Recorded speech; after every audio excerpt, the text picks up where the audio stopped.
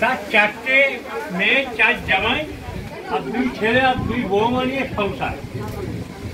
তো শ্বশুরের ভালোই মানে খরচ হয়।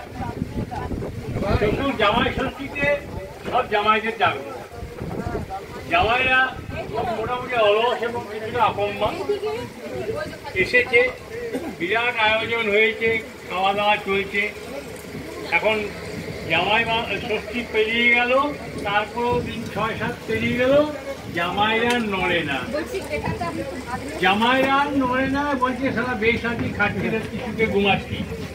ওর 2 জামাই শ্বশুরের 2 ছেলে আর 2 বৌমা খেটে খেটে মরছে ভালোই।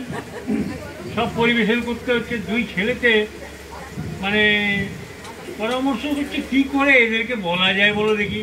হ্যাঁ, আমার জামাইবাবু বৌমণিরা সব কী করে এদেরকে নাড়ানো যায়।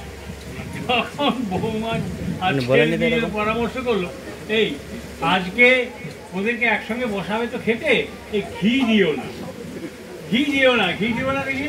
কারণ 4 জামাই বসেছে, পাতে পড়েনি ঘি, একজনে জামাইয়ের বসা হয়ে গেল, আমাকে ঘি দিল না, সারা আমাকে অপমান নাকি। 3 জামাইয়ের কিন্তু হলো না অপমান। বলছে তারপরের দিন জামাই চলে গেল, প্রথম জামাই চলে গেল, হরি বলে জামাই চলে গেল, ঘি পেল না বলে। তারপর 3 জন থাকে। পরের দিন জামাই দিকে বসতে পিড়ি দিল না, পিড়ি দিল না তো বসবে কি করে? জামাইরা তো ওইরকম ভাবেই বসে পড়লো। জামাই